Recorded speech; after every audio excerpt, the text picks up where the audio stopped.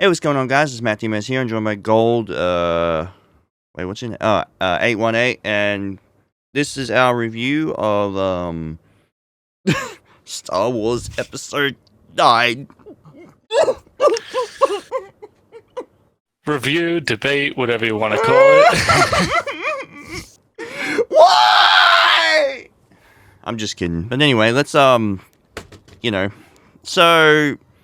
I'll let you get your inject some positivity into the universe first, Gold, because everyone is absolutely losing their minds right now, and we need some sort of voice of reason right now. Honestly, compared to the shit show that episode 8 was, I was expecting to go in here and be like, oh my god, we might get maybe a 5.0, maybe like like a 3.6 video movie here, and pleasantly surprised. I'm actually gonna say middle of the road here. All right. Well, I'm glad you enjoyed it at least. Was it fast paced? Yeah. Did they have to correct Rian Johnson's bullshit? Absolutely. Yeah. Is J.J. Abrams perfect? No. Really? He's no George Lucas, but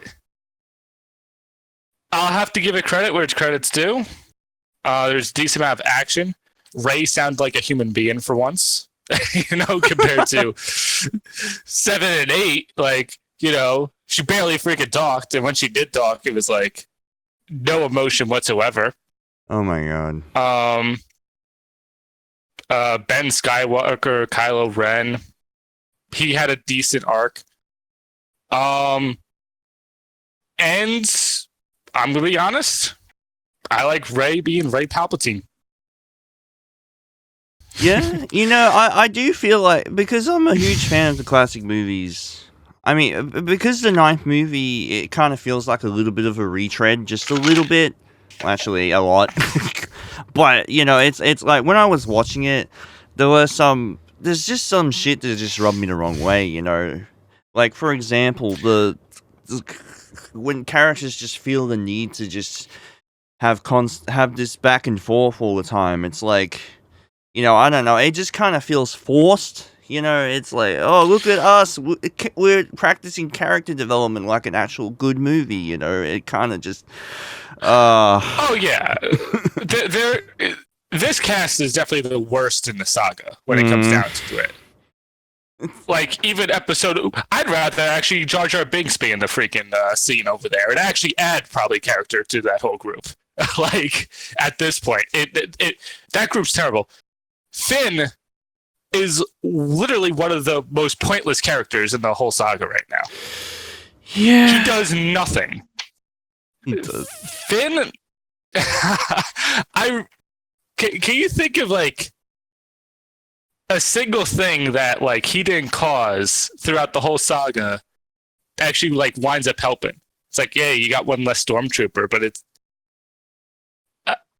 like episode 8, he goes to basically Space Monaco, whatever the hell that planet is, gets arrested, because he parked illegally. I mean, if you think you're going to go over there and things are urgent, the least you could do is park correctly.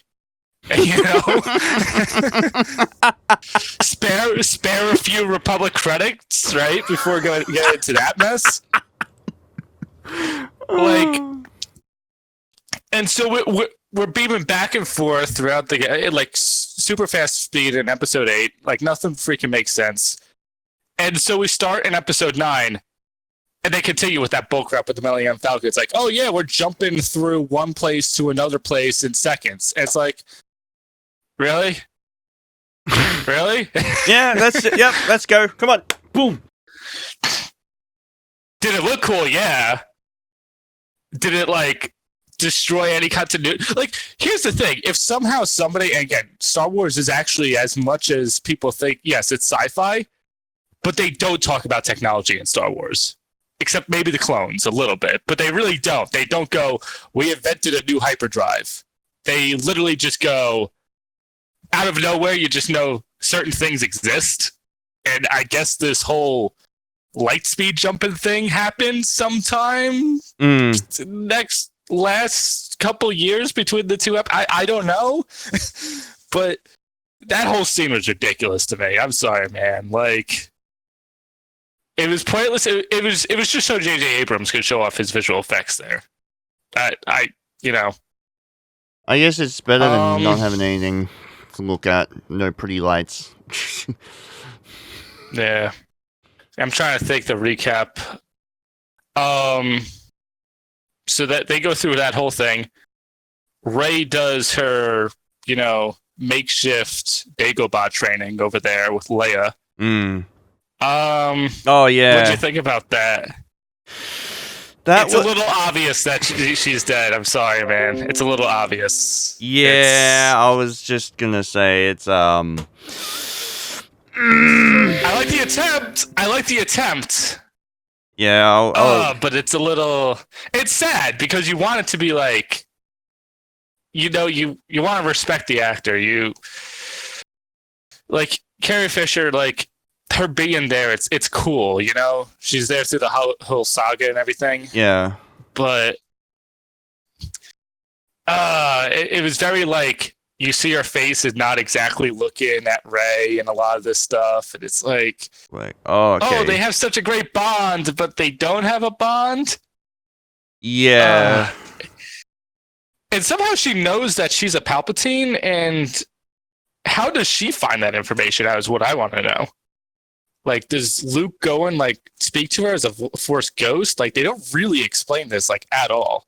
No, it's kind of just something that happens. Actually, that could be a good summarization of this movie in general. Just stuff happens and things happen, it's... Oh, nothing's explained, but... I mean, if you want to start, like, a kid... If you're, like, a parent, you know... You remember watching Star Wars as a kid? You're like, I don't know if my kid's gonna like Star Wars. He can't even, like, he or she can't even watch through any movie. Start them on 9. There's action nonstop. There's not a slow moment in this movie. Like, really. If you just want to see explosions and stuff, I mean, you might actually be better off starting with that.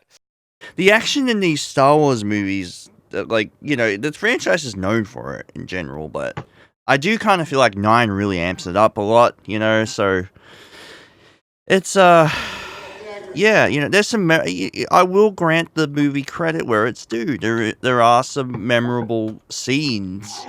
Like, there's this really cool scene when everyone's out in the desert and there's this huge panning shot that circles around them, and it's like, wow, it kind of feels like the old movies all over again, but yeah. That's the thing with Star Wars, though. It's obsessed, honestly, with going back to the original trilogy. It has to, show comparisons in some way or another. Yeah. That's actually, in a way, though, I like 9 for that, because there's a bit of originality within it. There's that whole festival scene. I thought that was pretty awesome. You get to meet Lando. I mean, can't argue with that. He reprised his role quite well. But I like the whole sand skiffs, the little action scene over there with the jetpacks. Oh yeah. Stormtroopers. And I'm like, all right, that's pretty good. They showed some pretty good effects with that. Yeah, I'll go back to what you were saying earlier about Rey being a little bit more human. It does make sense. Her interactions with the characters is quite, endearing, honestly. I mean, but, I understand what everyone's talking about when they're criticizing the movie, but I don't know. It's... I feel that Kylo Ren and Rey definitely had a connection. Yeah. But I think pushing it to a love interest was a little too far. Yeah, but I mean, they were definitely in the friend zone. I mean, it's not like it's the first time something like that happened. I mean, just look at Han and Leia, but it's. You kind of saw that though the whole time. Yeah. Like with Rey and Ben, it's like, oh, I'm evil and you're good, and we're gonna be talking about, like, anger and all this other crap. And all of a sudden she's like, "Oh, you're not angry anymore. I'm gonna kiss you." You know, it's like okay, you know. I mean, you're getting there. I just feel like this movie didn't have enough time. This should have been episode 8. Like it just there was the whole Snoke thing. Like we all just forgot that he existed as a character. Yeah. Just going through it. Again, Palpatine's here. I mean, they infer quite a bit. Like, oh, somehow he survives. I'm guessing that whole chair thing is because like his back's broken. Like, I guess when he got thrown down, like he force pushed himself to not get completely like hurt. Yeah. Oh, could I say this? Which I really liked that lightsaber fight about 3/4 into the movie between Rey and Kylo. That was giving me that was giving me Revenge of the Sith vibes with Obi-Wan and Luke, Anakin. water instead of lava this time. Yeah, that was actually. Now, what was that? Was that Endor that we're supposed to be on? Because I that think really so. did look like Endor. I'm not Or was that 100% like- sure. Because I was like, where are the Ewoks? Like, I was kind of confused on that one. I was like, and they got these like former stormtroopers that are just kind of like out here and stuff. I'm just like, it's cool. It's like a aesthetic. What was that? You cut out. Sorry.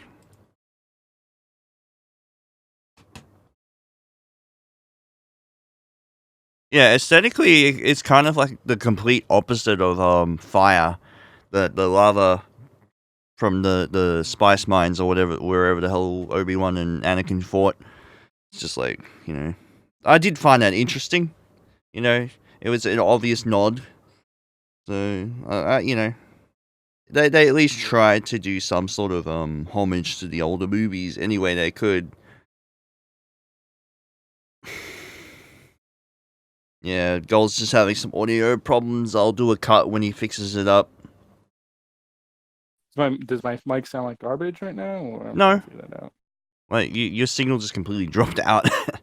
Anyway, yeah, that lightsaber fight, man.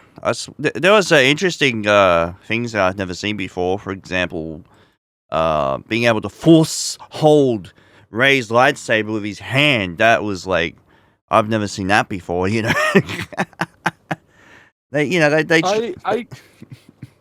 I definitely like the whole concept of like force healing and stuff like that. I mean, if anybody watched the latest episode of The Mandalorian, that was also referenced in that as well. So yeah. they're definitely trying to push kind of a little bit of a connection with that. The way that Leia sacrifices herself, though, is very intriguing in that scene, at the end of that lightsaber battle.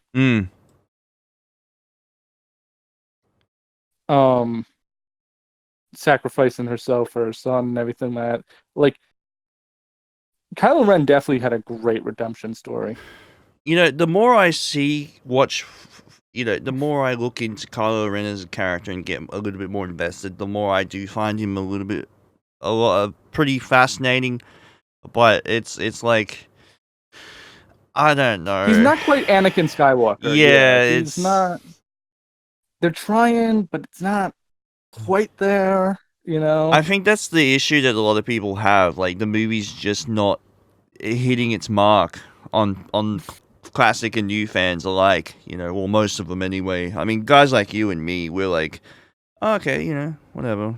I mean, then again, me and you grew up on the prequel series, you know. Yeah, and pretty much. I was like 10 years old when the Phantom Menace came out. You know, I was in the theater, you know, watching that pod race, screaming my head off like an idiot. You know, I loved it. But no, and still to this day, episode 1 really, objectively, is not as bad as everybody thought when it first came out. Oh, no. Compared to, like, but I don't think it's fair when people say, "Oh, these new movies make episode 1 look like a masterpiece." But, like, you know, I guess it depends on, like, if you really analyze these new movies, I mean, you kind of have to just put all that nerd rage aside and just try to appreciate the movies for what they are. Episode 1 is actually needed, though. Yeah, exactly. Like, a lot of people forget. Yeah, it lays a Like- lot of groundwork for the older movies, you know. So Well, honestly, it explains Palpatine's philosophy. yeah, exactly. You know, like he really wasn't that evil in the beginning. He was No. like, "Oh yeah." It was basically people the of equivalent Naboo. of Donald Trump. And mean, and the Depends rebels on how you infer that. and the rebels were all the lefties or whatever. I don't know. Yeah, it's weird. It's kind of funny Yeah, how they no, do slip that type of political subtext there. They lay it on pretty super thick in the first episode though, which is does get kind of boring. It's like, oh, tax thing or whatever, trade But I deals. love that. That's the thing. In retrospect, it's amazing. Trade deals. And For all any- that. For anybody who's slightly into politics now, and you look back at episode 1, you're like, oh wow, this is really where it leads to all this crazy shit going down. You know, because nobody thinks like, trade unions and techno unions and like, hyperspace highways and Yeah. all this other crap, and why wars going on with blockades. Well, guess what?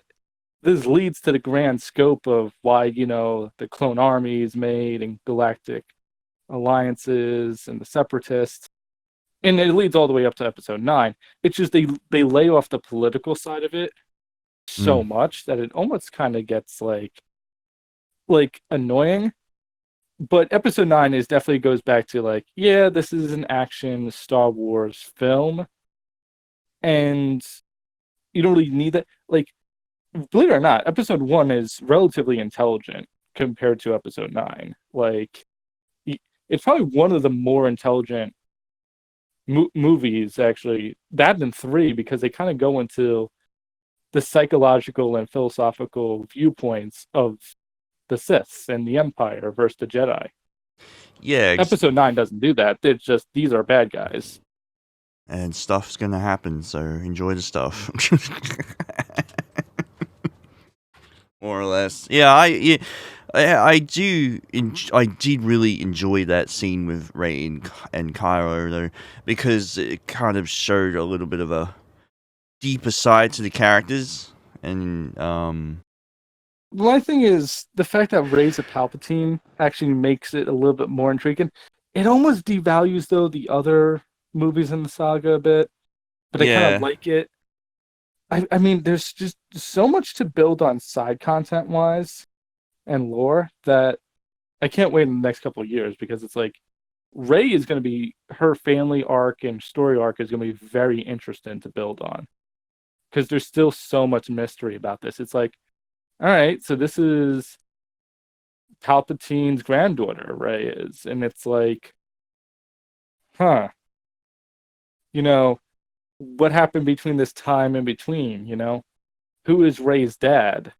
Why did you kind of get why they were abandoned and so forth, but there's going to be a lot of side when it comes down to it. yeah, exactly. With a lot of that stuff. What do you think about Palpatine being so overpowered in this movie? Like, it's beyond. Like, he is so OP. It's like almost like retarded. It's like he pretty much destroys like 100 ships or so with just force lightning. Like, it's impressive, but it's like, listen, Ben Skywalker and Rey Palpatine cannot take on the Emperor. I mean, they're the only Force users left. Leia's dead at that point, so it's like, really, you don't really have any Jedi or Sith at the end of this. No, not really. I would like to consider when you talk about movie mechanics, when you're trying to build up a character, like you give a character a certain amount of power, and you've built over a legacy of this character being extremely powerful, but when you give him another power boost to a level that is insane, it does encourage everyone else to try to keep up. Like if you see this sort of thing with like anime, like with Dragon Ball, how like an insanely new powerful enemy arrives and everyone's struggling to keep up with it. You know. And there's a way I kind of get it, because you need the grand conclusion of the saga. You need that. So you need somebody who's super, uber powerful, and Yeah. who else is it going to be? It's going to be Palpatine. It's going to be the most powerful Sith ever.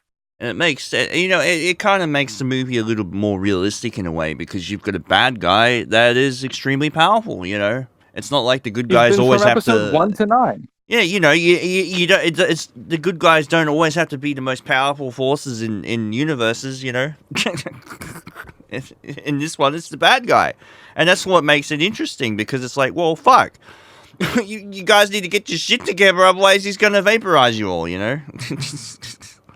And then, of course, you have this cliche of the reinforcements come at the last second. Yeah. God damn it's it. just like, but here's the thing, so many people died so far that it's like, Lando, could you please come here just a little bit earlier? Like 10 minutes you've been saving everybody's ass right now. I really did like all these people died for nothing. I really did like Palpatine's lines here. Let me just play a short clip here of oh wow. Yeah, he shoots out this giant electrical lightning bolt. It's wow. Okay. Rest in peace to all the fucking jet fighters, I guess. You know. Oh yeah, it's oh my they're God. all screwed. And then, but the reinforcements arriving. It's like, it did make me roll my eyes. I'm like, of course. But you know, out of the 3, is this the best? Out of the last 3, this has to be at least the best. 7, 8, 9. I'll be completely honest with you, man. I'm not trying to. You thought 7 was better, huh? I'm not trying to piss anyone off here, but I do not like. I don't consider any of these new movies to be anything I would praise. But 9 is definitely nowhere near as bad as. To be fair, though, this is not. This is not as political, though. Yeah, that's the thing. Realistically, so that I can appreciate. I'm like, okay, cool. We're not like making Finn to be, this oppressed person of color. We're not making, Rey, like, because she's a woman, she's able to do this. Rey just feels like a character when it comes down to it. I don't think, female, like, she can be on par with, Ben Skywalker, and it doesn't bother me.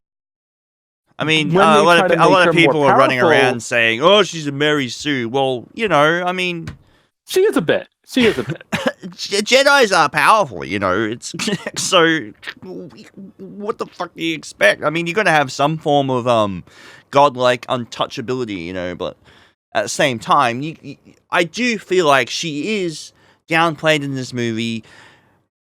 Just a little bit. But she has character flaws. Yeah, that's the thing. She never had character flaws. I know. I never noticed that. Episode 7 and 8, she was a perfect woman that just everybody, for some reason didn't appreciate. That's the one thing that I hated about those movies, because it just felt so disingenuous. Like, oh, okay, so she's... Like, now, you remember the scene on that desert planet, right? With the transport where supposedly Chewie is in?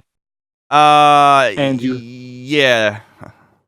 And they're both like, I mean, it's ridiculous the amount of force power those two have. Like, moving a transport like that. It's like, I get it. They have to do it. It's 9. It's like, all the forces of the Sith and all the force of the Jedi together. It's just like, are super powerful, but it's like, it's really funny, that whole transport scene, because you're like, wow, that's crazy. But then all of a sudden you see her use the Sith lightning, just like her grandfather, and I'm like, that's awesome. Yeah. Like, that is I highly appreciated how they did that. Yeah, I've gone on record saying that I just don't like the new movies, but looking back now, and especially after just watching the ninth movie, I can say that there was some effort put into them.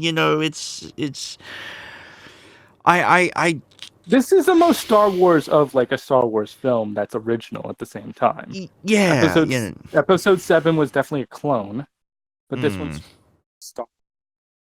As many retreads, as much of a retread as this new movie is, I don't feel like it's unoriginal.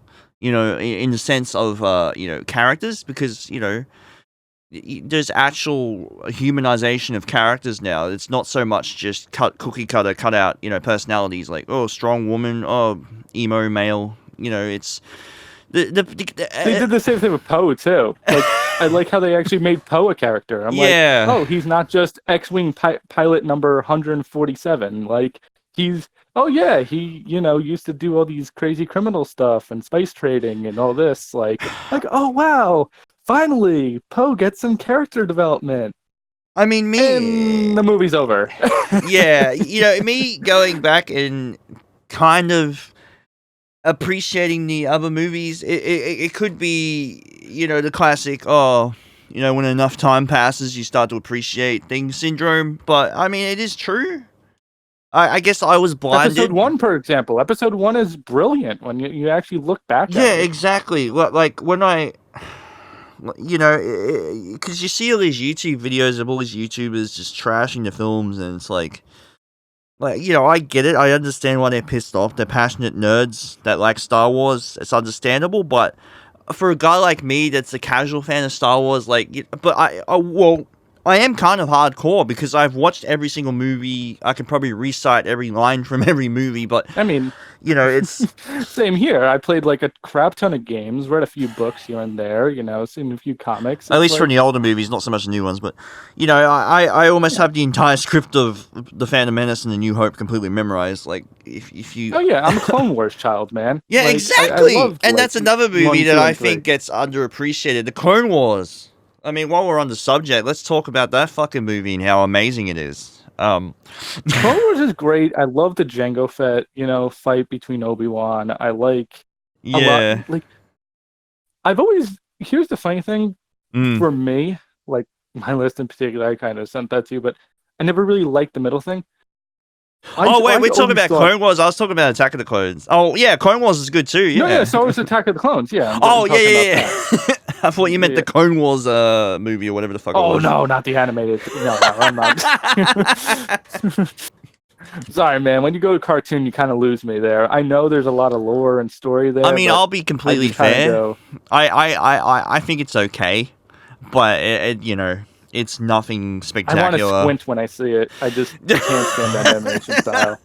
The story's good. I'm not saying the story's not good. Writing, I appreciate the writing more than the art style. Some of those writers work on The Mandalorian, and they're making some decent episodes of that. Yeah, so I'm like, cool. I've run around screaming my head off saying, Mandalorian's better than all the movies combined, but, it's... I will say, though, original trilogy, I still think episode 5 is a little overrated. Yeah, I won't argue with that. Hoth Battle is awesome. Was awesome for its time. I mean, obviously, movies came out before I was born, but I also it ages very well. But the whole we're flying around the Millennium Falcon for 45 minutes of the movie, and Luke's out there in Dagobah, just like learning stuff from Yoda. I guess it's a little bit more spiritual for some people. Then you finally get the lightsaber fight, and Luke still loses, and all this other stuff. The classic bombshell gets revealed. Yeah. Luke, I mean, other than those two scenes, like the whole movie is damn long, man. It's just like don't worry. I'm looking at my whole collection right now. I'm like, what Star Wars episode do I want to watch? 5 is definitely not up there, just because I want to go to sleep right now. Sure, I'm putting 5 in. I'll sleep 30 minutes in right after the Hoth battle.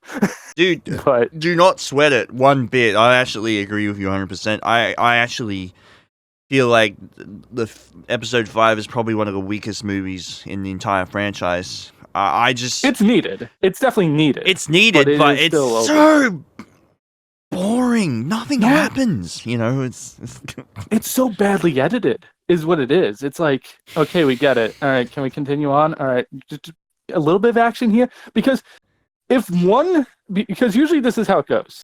yeah. Now, for example, the whole Anakin Skywalker in episode 2 is very similar to episode 5. Episode 2, you have Anakin and Padme like making love in Naboo and all this other shit, and you're like, okay, whatever, carry on. But at the same time, you have Obi-Wan and Jango Fett like duking it out in Kamino and Geonosis and shit. I'm like, okay, that's fun. But then when it slows down in Geonosis, Anakin jumps on a speeder bike out over like in Tatooine. Yeah. So it's like one side has action and the other side's slow, and the other side's slow, and the other side has action, and they balance it out good in 2. 5, it's just slow. Yeah, 5 they like, oh didn't my balance God. it out good. It sucks for me to say that I feel like 5 is the weaker of the trilogy, the original trilogy, but it's like it also has one of the most memorable moments in it. Like, I am your father. It's like you know what I mean? I'm kind of on the fence The about Hoth it. battle, man. Yeah, the Hoth battle is AT-ATs. the Hoth battle You know? is incredible, man. Those walkers, man, look so realistic back then. Like it was scary, actually. Oh yeah, see, that's how important. Like, I totally forgot. Yeah, that's right. The Millennium Falcon gets eaten by like some space asteroid monster. Like, was that really necessary? Yeah. Like, was that really that It wasn't entertaining? Is, like, necessary, but it happened, and it was awesome. So whatever. You know, the funny thing is that giant worm became one of everyone's favorite characters ever, just because they just love it. well, no, episode 6, the thing that eats everybody. Ah, I can't think. What is that? The sandworm? I forget what that is. Yeah, I know Boba Fett winds up in it. 6 is honestly out of those 3. That's where they really Cloud City and Cloud City was 5, but I mean episode 6 you have Endor. I think the pacing was well with 6. You know, you start off. Yeah, in Tatooine, Endor you definitely rescue felt a Han. little bit more, you know, conjoined together. It was more coherent. Like, it was guerrilla warfare. I loved it. yeah, you go from You know, Act 1, the Act 2. rebels looked like real rebels. Yeah, exactly. The acts really transition well. Like you go from racing on the speeders in the jungle, and then boom, you've got a infiltration mission, and then you've got the part. What was it? Oh man, there was a part where. But then there's stuff where like the characters got kidnapped by those critters, and it's like. But you know, it was endearing. Somewhat, it was cute to see that. I mean, you need something for the kids. It's a family movie, so those. See, the thing is, saga-wise, Star Wars always ends good with their last ones. 6, 3, and now 9 are great ways to end. Yeah, I feel like 9 just being balls to the foot to the floor action and just, you know. So is 3 though. Look how much action episode 3 had. Yeah, And you episode look 3's back at action it. sequences were probably some of the best in the entire series. Like It was action, but it had that politics flair that I really like from episode 1. yeah, You know, yeah, man, it makes sense why they go to an empire. yeah, you know, that's you're talking about man. years and years of bureaucracy and, you know, debating over this, that, the other side. Palpatine's like, listen, you all guys love me. You think I lead well. I can get all this shit done, like, really, like, pretty damn fast. You know, I can go ahead. We can make the empire. And can make sure society's safe again. You know, and when Anakin and Obi-Wan are speaking, and Anakin's saying, "I want a safe and secure society," and he brought freedom to his new empire, it's like it really makes you double think. Like I remember even a kid, I'm like, because I remember not even expecting that. Like I'm like, we know Anakin's Darth Vader, but it's like I'm like, oh man, do I side with Obi-Wan here? Do I side with Anakin? Like, man, it's kind of right. It's like, you know, if I'm a citizen of Coruscant in during episode 3, I can't 100% say that I would be totally against Palpatine, you know? And they did that so well. Go to episode 9, Palpatine is so one-dimensional, it's unreal. It's like, oh yes, I'm just evil to be evil, and I want to kill the Jedi. It's like, I do on, kind man. of. His original motives were noble, somewhat, but when Anakin swallowed that red. Well, if you when, go to Legends, the Tarkin Doctrine, and a lot of that other stuff, it's I mean, they explained it a lot better. Episode 9 is just so. It's classic Star Wars. I get it. It makes everybody happy, but I like the grayness of the original. Here's the thing that I found original three. kind of weird about the whole, Anakin swallowing the red pill finally. That part when he... Okay, we're going making political things again. Anyway. We're not right-wing, are we? No! We're justifying the Empire. But yeah, oh boy, we're screwed. that scene where Anakin's killing younglings, it's like, yeah, that's not noble. That's just pretty devious. But it's explained in a rational way. Yeah, like rational genocide. It's a thing. Yeah, just look at what happened to my people. Yeah, and my people too. We're both on the receiving end of that, brother. You see these parallels going. That's the thing I liked about the older Star Wars movies. They managed to weave politics in there really subtly. So it was unpartisan though. Yeah, exactly. It was unpartisan at the time. Like genocide was bad. We all had the agreement of just like, and so forth. But there were certain aspects of the Jedi that, like, even in Episode 1, Qui-Gon's like, yeah, the Jedi is, like, kind of corrupt, They won't train Anakin. And it's not until we've both grown up to be bitter guys in our late 20s, early 30s that we finally realized all this stuff. So, being a kid watching it's great to go back to. Yeah, being a kid and not realizing any of this stuff, it kind of flies over your head.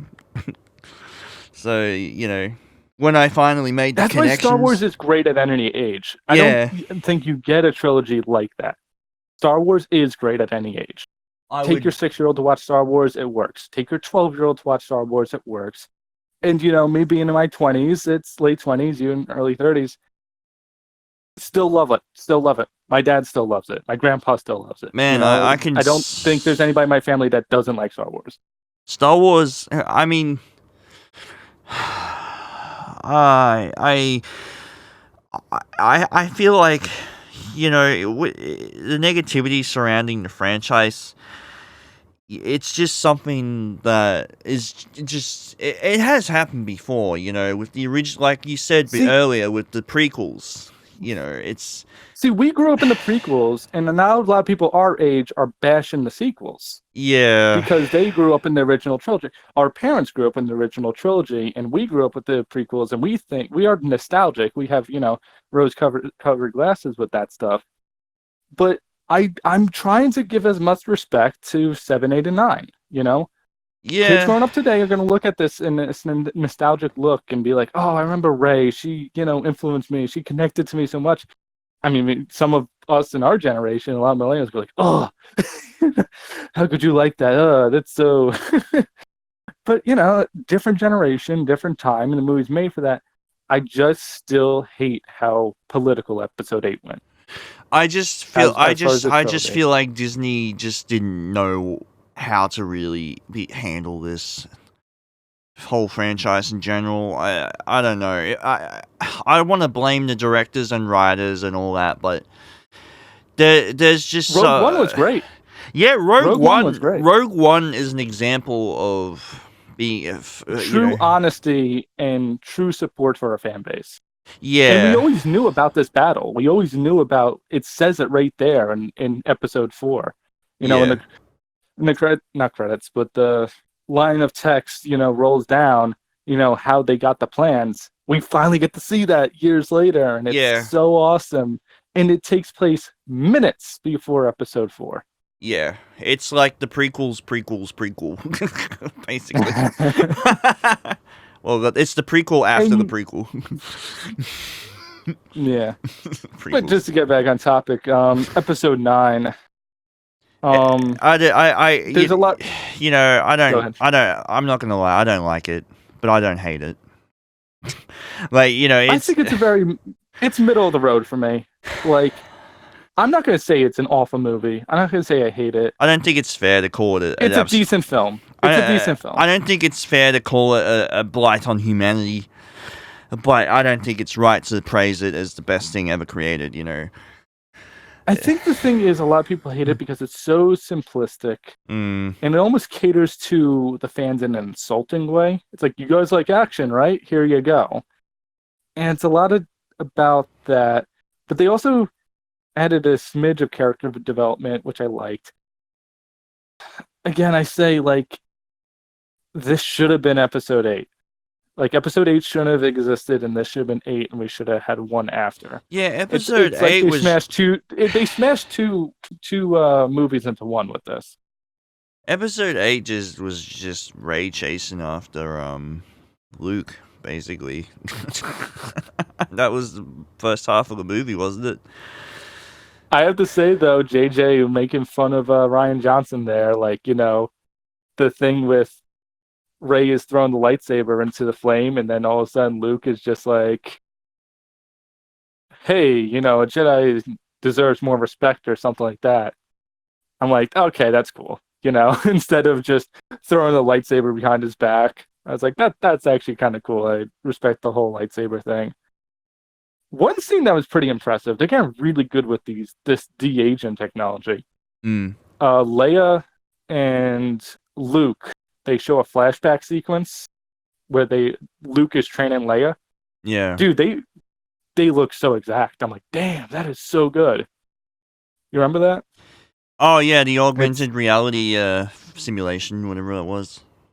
Yeah, but like they show their faces in a scene. I'm like, oh man, that looks like Luke. That looks like young Luke. And it's like, yeah, it's like, oh man, that looks like, you know, so that looks like Leia, and it's like, I was really impressed by that. Did they make that with facial? They had to. They had recognition. To use some of that stuff. Yeah, they just used some AI to scan the original movies and just.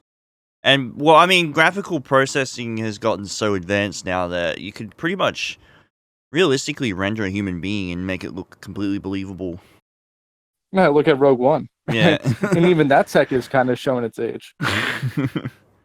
I mean, if you look at Yoda, like in the prequels, like when he was completely CGI, you know, it wasn't that bad. It wasn't that bad, you know. So you know, it can work.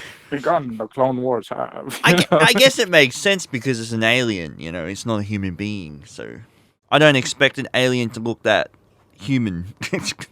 You know, the way he moves around and whatnot. I know James Cameron had Avatar, and that also was one of those films that looked really good with that stuff. Yeah, a lot of people bash the newer prequels for CGI. I kind of feel like when they do 4K and 8K upscaling, that's gonna look rough, like on new TVs. Yeah, because I think even like for Phantom Menace and Attack of the Clones, they were still using standard definition computers to render. Yeah, I think recently they did something like Star Wars. Wait, no, I could be wrong. They did project most of the CGI to film, so it would be 4K, wouldn't it? I don't know how that works. I know that the film stuff is supported up to like 8K. I know that. Yeah, because I don't know if you've seen if you've ever seen Final Fantasy: The Spirits Within. There was a Blu-ray release for that movie, and it looks incredible. You know. Oh yeah, they're able to upright. Like, actually, weirdly enough, 4, 5, and 6 are safer than 1, 2, and 3. 1, 2, and 3 is going to be a mess. I think the thing is, if they have the original assets, and I think they do actually. I think George Lucas has the assets because, yes, Star Wars Battlefront 2, we know how much of a shit show it was with loot boxes. They're kind of actually coming around for once. Yeah. Dude, Naboo looks amazing if you play Star Wars Battlefront. Yeah, you know. Like, you walk through, you're like, wow, that looks like a real place now. Naboo never looked like a real place when you watched it in the prequels. You're like, it's, you know, okay. It's pretty. I mean, at the time it looked pretty, but now if you slide in a Blu-ray disc of episode 1, you're like, oh, geez, yeah, okay, that's that's definitely not real. But there is one thing that kind of really distracts me about when George Lucas went and touched up the original trilogy. how he would insert CGI into the movies. It's like, yeah, no, you don't have to do that. But See, I a get, lot of people don't realize good I, CGI. Go ahead. oh, sorry, there's a huge delay between us, so. No, Oh yeah, there's Australia to United States is not the greatest, especially when it's on the east coast of the U.S. yeah, it's like So sorry, guys, half a if you're second listening. delay. But yeah, it's like, I get he wanted to make the environments look busier, but inserting a CGI render from 1999 into a movie from 1977 is just really jarring. Now I wonder, now that you were saying that, if kind of like how you can put texture packs in older games and Yeah. HD remakes. I mean, forth. that works. I wonder if somebody can do that. Like, if they can do that and take some of the old CGI and be like, we have the original film cuts and everything. We'll just replace it with better, newer, Well, here's the CGI thing, and though. just- A lot of the renders that they made were made with specialized computers, I believe, and the software they used is probably not even used anymore. Like, in the late 90s, they had all, like... I don't know, I think... if you have the original assets, I feel like you should be Yeah, able to if touch you've it got up. the original 3D models, you should be able to insert them into a new program in 2019 and be able to touch it up. But, Yeah. like I was saying, the software they made the stuff on is really old. So, there's Oh compatibility. yeah, it's ancient. Think about Moore's law. Like, Like 1999 these and dudes had 2002 to get CGI. these dudes had to stack like 10 computers on top of each other to even have enough processing power to even render like a pixel. Yeah, now an iPhone 10 probably can render the whole thing in an hour. So when you think of it that way, in that kind of exaggerated, that way, there is a question of compatibility, but it can be done. Now, here's the thing. That was back in the era where, I don't know why, but movies loved to do this back then. They loved to show off CGI. They're like, oh, wow, look at... Which really looks bad now. Oh, man, dude. Because... If you remember those Pixar animations from the mid-'80s, they fucking blew my mind. I'm like, what is this? Oh, but now they look terrible. Yeah. Toy Story, it aged pretty well, too. Toy Story actually aged incredibly well, but it was a complete nightmare to make. Like, because, See, what I'll give 7, 8, and 9 credit here, because when you're talking about 7, 8, and 9, they don't use like CGI that you instantly notice. No. It's there, but it's a lot of like background, and you kind of have to blink a little bit to notice it. It's more noticeable Like- if you're watching in 4K or Blu-ray. Yeah, and some of the indoor scenes, like you go to a bar. Actually, no, I just realized this. How many bars do you go to in Star Wars? A lot. A fuck ton. Can you count them? I'm trying to think. Like That's like a running Episode 1, gag. Okay, let's think. Episode 1, there's the bar in Mos Eisley, right? Yeah. Episode 2, the bar in Coruscant. Was there a bar in 3? 3, I don't think that one. 4, obviously. Yeah. 5, I don't think so. 6, I don't think so. 7, they had a bar. 8, they had a bar. They had the really nice bar, the Space Monaco over there. I and mean, then 9, they had a few bars. Mandalorian starts out in a bar, doesn't it? Yeah. It seems to be I a like running these- theme. Speaking of running themes, the Mandalorian definitely puts a lot of nods. That is probably the most respectful series, honestly, to fans for anybody to watch is The Mandalorian. If you're a Star Mandalorian's Wars fan, definitely go watch it. it's respectful fucking too. amazing. It's funny too. There's humor. There's when they're trying to take off from that planet or whatever, and like that fucking creature's trying to attack them. It's yeah. it's just holding the ship down, and That's the thing. Ships in Star Wars, man. Like, they just get beat up, and it's like nothing. Yeah, Like, look at it the just took Falcon in the off. beginning of episode 9. It's like, oh yeah, we jumped through like a billion freaking warps or whatever. Not Star Trek, my bad. Light speed jumps and everything, and all of a sudden they like land on the planet, and it's just like, didn't you guys like literally find this in a dump like 3 or 4 years ago, and you barely even like upgraded it or anything? Like Yeah. the Falcon, my God. Also, I'm sorry, that thing must be a bitch to freaking land. Like the cockpit all the way on the right like that. I just can't imagine how much of a nightmare that thing must be to like Yeah. realize how much clearance you have. Like at the time, probably pretty cool, but like in retrospect, it's like, wow, that's, you know. Oh, one thing about the Falcon. They replaced the dish on top of it. It's a little detail, but I thought this was really funny.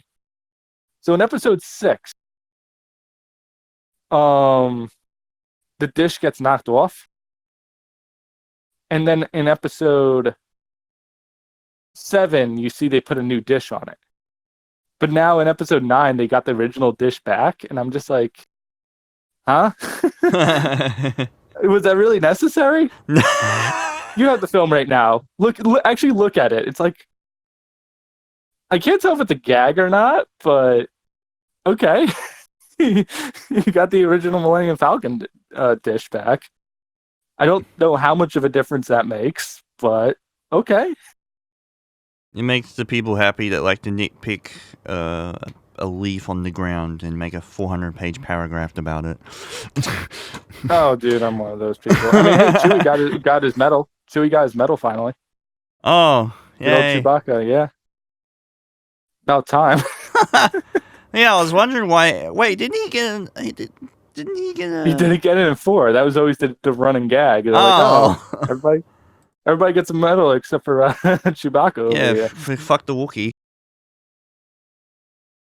Jesus. Oh man. Was it really that necessary to kill off Harrison Ford, Han Solo, in 7? Like, I'm really thinking about it. Like, he would have been a really cool character in 9. And I think this is the thing that happens in 9. They're like, okay, they don't like our original cast, so let's kind of get the legacy cast back in. Like, Leia, Luke, and the Emperor had a lot of screen time in this one. I will admit the scene where Han Solo gets killed is pretty intense. Oh yeah, it's pretty intense, and it's cool to see Kylo. You know, I mean, the guy that plays Kylo Ren is a good actor. I mean, if you've seen his other work, he's pretty damn good. You know, so but. Yeah, I actually think it's bad writing. As sad as that sounds, I don't think Rian Johnson or J.J. Abrams knew how to write that character. Yeah, and they wanted him to be a Vader lookalike, but they almost took it too far.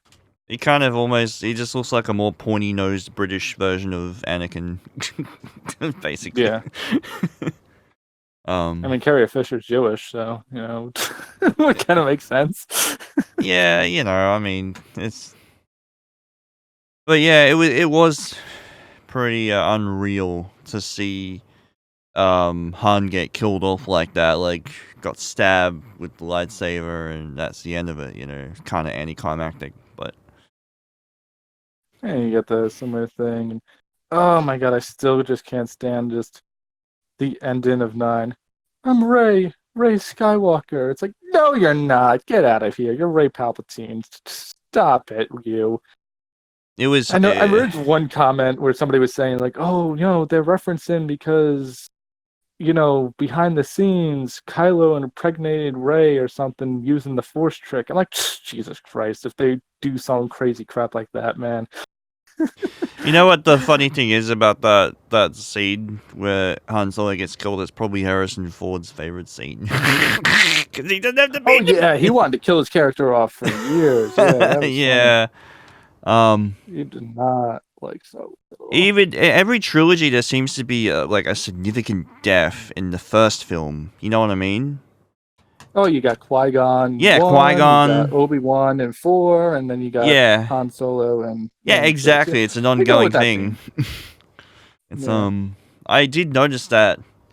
But I was like, oh, okay. So this is That scene with Rey listening to all the voices was awesome. And did you hear Qui-Gon's voice was there too? I was like, wow, they got Liam Neeson to come back to reprise his role as Qui-Gon Jinn. I'm like, that's awesome, man. I like that that 1 to 9 connection. I still think is very important. I like that. Yeah.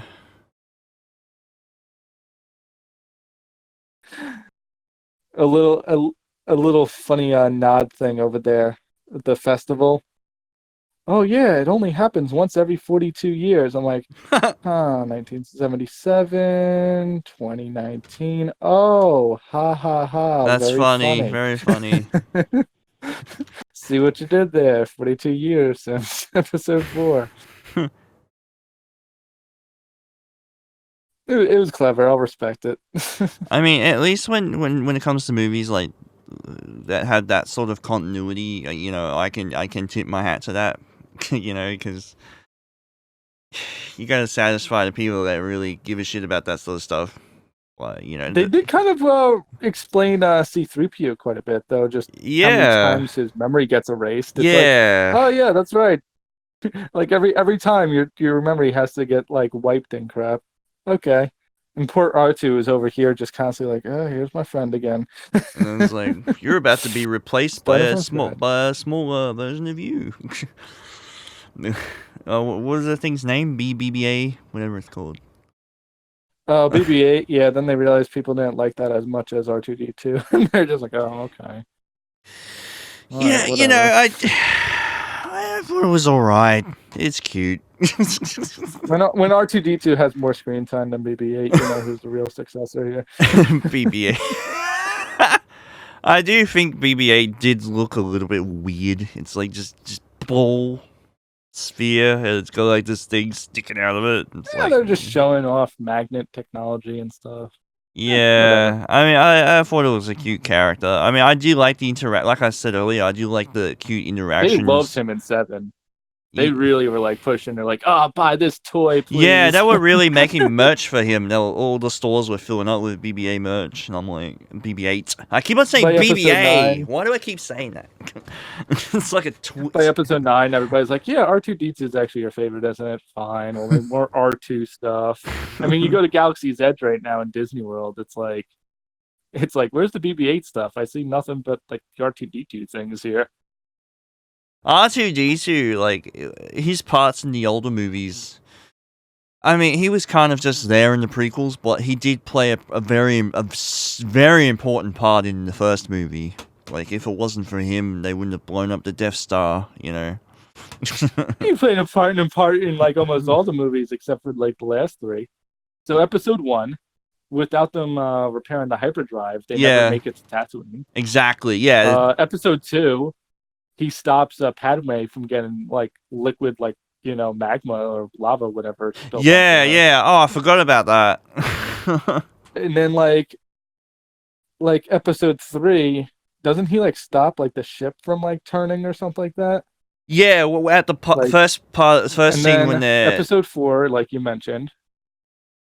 What do you do in a 5? I feel like he did something important in 5. I'm trying to think. I'll just do a quick. Oh, he repaired the Falcon. I forgot about that. Oh yeah, he did. He reactivates when it's like getting attacked. Yeah. He repairs the hyperdrive. Yeah. And then 6 does something in 6. I'm trying to think. Also pretty relatively important. Quick Google search will help you there, buddy. Yeah, I know. Apparently there was the Sarlacc pit battle, I think. Oh, yeah. But I'm trying to think, though. 7, 8, and 9. Oh, 7. He completes the map, with BB-8. Oh, yeah, I think, R2D2 in the 6th movie, he breaks into the facility, whatever it is, I believe, helps break in. So, yeah, he does help out a lot. Oh, yeah. Oh yeah, he's a very helpful droid. Unlike C-3PO over here, just translating bullcrap. Mm. Actually, the role's kind of reversed in 9. R2-D2 is not really used as much, but you have C-3PO over here's brain being ripped apart. Yeah. That was so dumb. I'm sorry, I can't receive a Sith thing because it's against my programming because back in the Republic. It's like, oh, Jesus Christ, really? And when he reads Sith, his eyes turn red because now you know he's evil because he's. It's like, okay, we get it, guys. All right. That's one thing I do like about the movies, though, the over-the-top cheesiness at times. It's like, yeah, man, you know. That. Yeah, like I don't need a knock on my kid's shoulder or something like that, and just, over there, yeah, that's the bad guy. Oh, Oh, yeah. You never really have that problem. No, probably not. Oh my god. I mean, it's hard to not look at this though, just on the kind of corporate level. It's made to make money at the end of the day. I don't get me wrong, I think these writers do care, but they're there to sell merchandise and stuff like that. I mean, just look at the Fortnite collaboration, man. Like, they are milking that cash cow. Absolutely milking it. Yeah. But yeah. Any kind of like last thoughts on like episode 9? Last thoughts. I love that New York accent. It's amazing. Last thoughts. Last What are you thoughts. talking about? What are you talking about? I'm from Jersey. Oh no! Now you don't get me confused with Jersey now. Why? Then you like Jersey? One thing I was gonna kind of ask though. Out of 10, what do you rate it? This movie. Fuck. After watching it in the cinemas and then watching the HD cam rip because I had to see it again, even though I already spent my $11. It's like.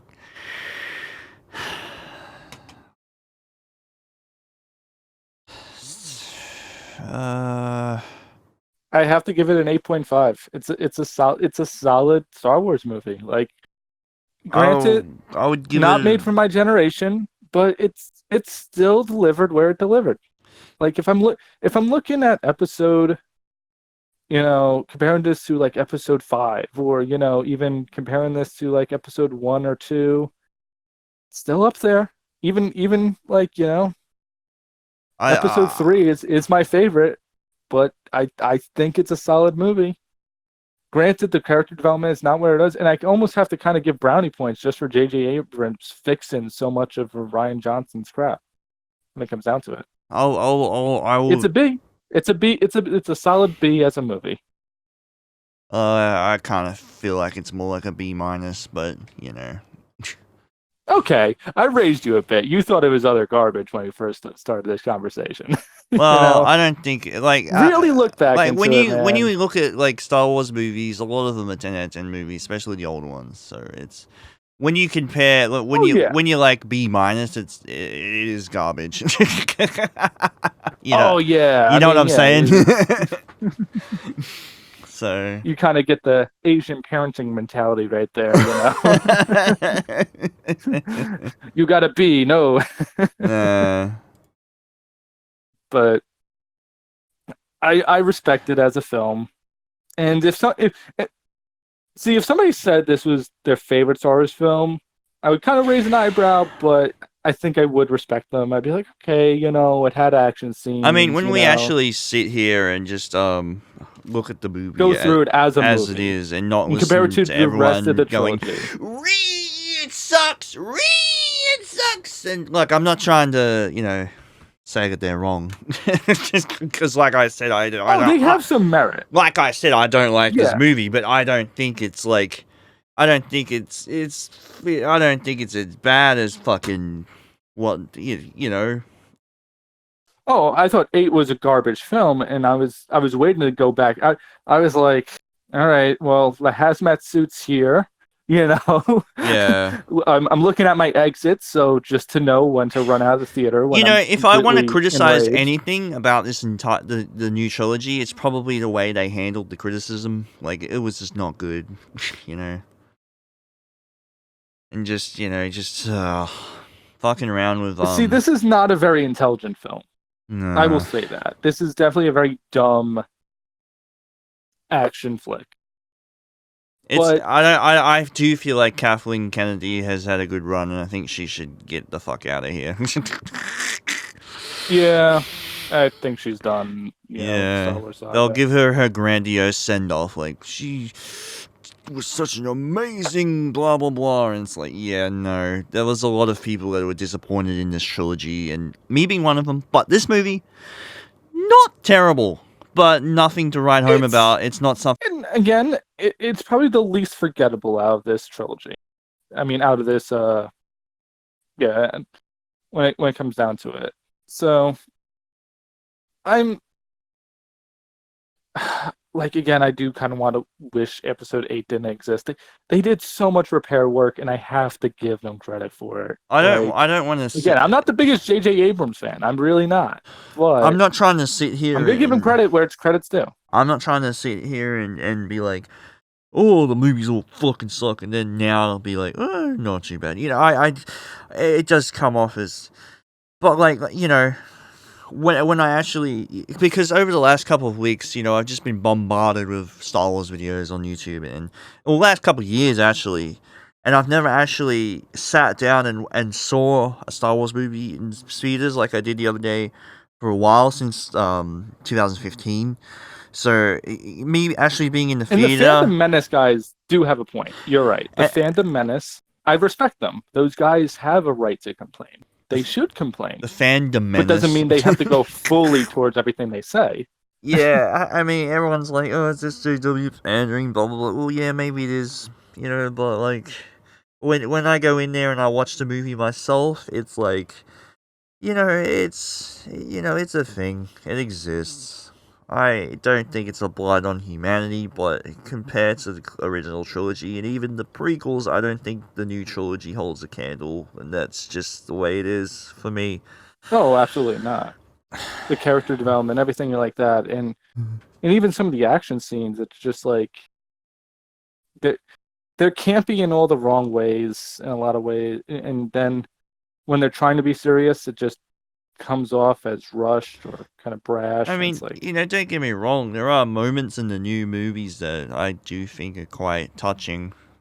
What, you know? oh, there are a few emotional scenes there where you're just like, oh, that's so nice. Like the You know? final scene of episode 9 where, you know, Kylo and Ren are hugging each other is quite sad. So, you know. Yeah. And because Kylo went through so much in his life, Yeah. you finally kind of understand that at the end. Hmm. I think the thing is, it's for fans why that's a little bit more of an emotional scene, because it's like it's finally the end of the Skywalkers. You have the last Skywalker; he's dead, he's gone, and you have the last Palpatine here living out there, and that's it. Like, Star Wars is over as far as it's going to take a while for them to. Because I really don't if they made a sequel to this, I just don't see it working well. I appreciate they the need to build effort. a lot of the other lore. I think maybe 20 years from now, maybe 15 years from now, it could work. Maybe. You know, Rey gets some age. You know, and Star Wars is a generational series. When it comes down to it, 4, 5, and 6 catered to that generation. It was a fantasy for that generation. Same thing as 1, 2, and 3, and now 7, 8, and 9. You know, are we going to get a 10, 11, 12? I don't think so. I think we're going to be. They're going to do something. I'm quite but okay with just getting the spin-offs and the one-off movies, like the, you know, Rogue They're One. so much better. Yeah. And this universe is so built up. I mean, granted, they destroyed Legends. Oh and yeah, canon and the all this lore other for crap. Star Wars is probably one of the most complex lores in the history of fiction. more or less. Oh yeah, it's beautiful, and some of those stories are even better than some of the actual Star Wars stories, like some of the main saga. In some ways, like you'll read some of these books. You've got a lot to "Damn." work with. You can make an entire TV series based on this fucking tree in the corner over here, you know. Like, oh yeah, there's wars on planets, there's, yeah. things on different races and different groups and species, and And it was how they interact cool. with one another. Yeah. We'll see what happens with the Mandalorian, but I think at the end of the day, Star Wars has a lot to do, has lots of. The saga's done. 1 through 9, the original George Lucas saga, what he wanted to make, is done. The prequels, the sequels, it's over. Mm. People have mixed opinions on both ends of that timeline, but we can see greater things. And if something doesn't work, they can just cut that off. The Mandalorian doesn't work too well. Okay, screw that. We'll go to the Old Republic. The Old Republic doesn't work well, or they can work on that for a little while. They can do Clone Wars. They can do Mandalorians. They can do, First Order stuff on the side. And so forth, and like what's bounty hunting like, you can look at this universe in so many different ways. The underbelly of Coruscant. You don't even have to focus. You don't even have to focus on the Jedi at all if you don't want to. But yeah, in conclusion, 9. It's sad. It's the end of a saga. My whole life I've been watching Star Wars, and I'm not waiting to see another episode for the first time in a really long time. It's interesting, even after episode 3, where we were kind of like, ooh, episode 7's supposed to come out. That was still kind of a thing. They're like, oh yeah, maybe like 20 years or something like that. We didn't know how long it was going to be. But yeah, now it's bittersweet, man. It's bittersweet. Yeah, it's bittersweet. I respect it. I respect its end, and yeah, I don't really have much more to say on it. Well, it's I guess that'll do it. So yeah, new Star Wars movie is alright. It's not great. It's not fantastic. It's not excellent. It's not 10 out of 10, A+++. It's just a B- in my opinion, and Gold seems to enjoy it a little bit more, so, whatever broach your float. Yeah. Anyway, we're done here, so thanks so much for listening, guys. Me and Gold might do some more of these in the future, so yeah, that'd be great. And again, Matt, thank you for having me. Oh yeah, likewise. It was fun just to whip out OBS and just do a jam out a quick podcast. I feel like we're onto something. Sorry for the audio issues, guys, in the beginning. Well, we'll try to fix that up. First time going on. Gold's got a pretty potato audio setup, so it's going to be a bit jarring at first, but he sounds all right now, so it should be all right. So anyway, we're all good. Okay, thanks for listening and watching, guys, and we'll see you guys later. Take care.